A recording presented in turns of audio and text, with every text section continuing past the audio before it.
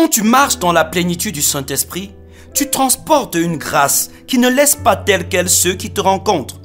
Soupire après une vie de plénitude constante.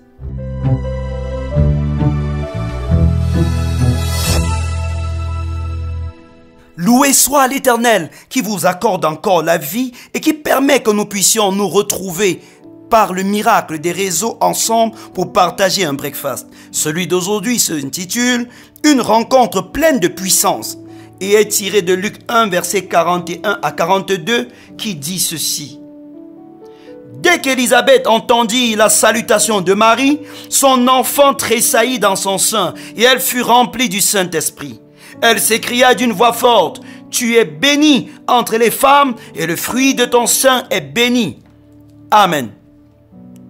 Après la visitation de l'ange Gabriel, Marie, enceinte par la vertu du Saint-Esprit, décida de rendre visite à Élisabeth, sa cousine, car il lui avait annoncé que cette dernière avait été délivrée de sa stérilité et était enceinte. La rencontre entre ces deux femmes est riche en enseignements au sujet de la grâce que nous devons transporter et communiquer aux autres par la plénitude du Saint-Esprit. Juste en écoutant le son de la voix de Marie, 3 choses se passèrent dans la vie d'Élisabeth. 1. L'enfant qu'elle portait fut impacté de puissance. 2. Le Saint-Esprit la remplit. Et 3. Elle se mit à prophétiser. La simple salutation de Marie fut à l'origine de ces choses. De même, Élisabeth, sous l'effet de la plénitude, se mit à déclarer des bénédictions sur la vie de Marie. Le Saint-Esprit fit de Marie une bénédiction pour Élisabeth et fit d'Élisabeth une bénédiction pour Marie.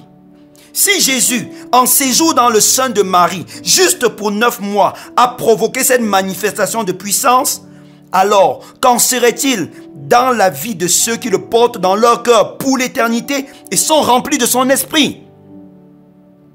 La rencontre entre Élisabeth et Marie doit créer en vous la soif de voir des grâces être déversées dans la vie de ceux que vous rencontrez. Imaginez un peu qu'après vous avoir salué, des personnes vous rendent le témoignage qu'en entendant votre bonjour, la maladie les a quittés, ils ont senti une chaleur les envahir, un esprit les a quittés, la joie les a envahis et bien d'autres manifestations de la puissance de Dieu.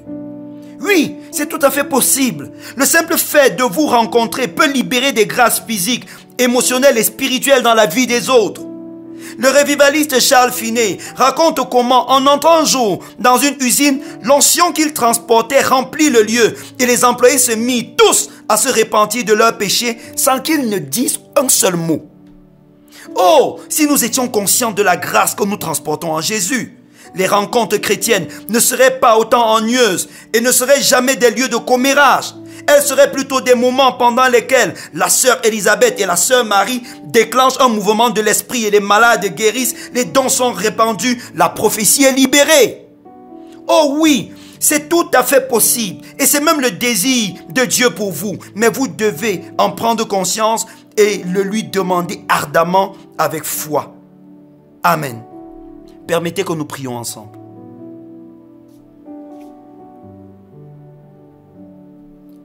Vous allez dire merci à Dieu pour la présence de son esprit dans votre vie.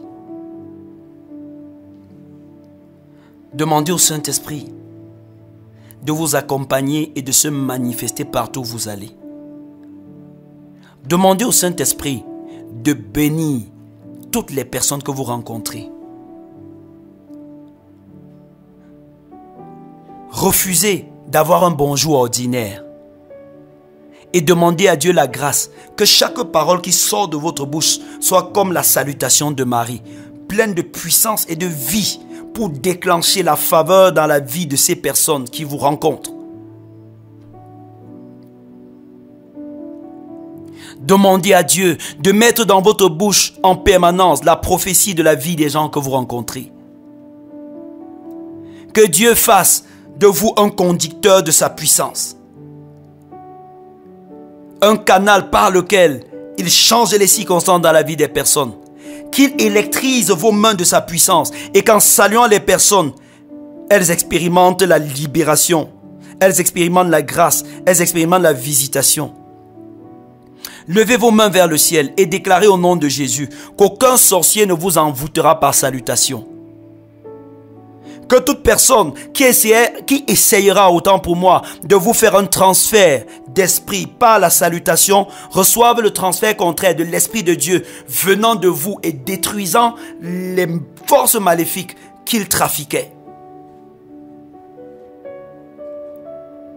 Demandez à Dieu de vous visiter et de vous libérer en même temps de toute maladie qui était la conséquence d'un envoûtement par salutation. Père, je te prie de visiter cette personne, de la bénir, de la toucher, de te glorifier au quotidien. Je prie que dans les jours qui viennent, ton esprit marque une différence dans sa vie. Que les personnes autour d'elle sentent la différence. Que même dans son église, les gens sentent la différence quand elle les rencontre. Au nom de Jésus. Amen. Continuez à vous édifier en consultant les contenus qu'il y a sur nos pages Facebook et sur notre chaîne YouTube. Que Dieu vous bénisse. Amen.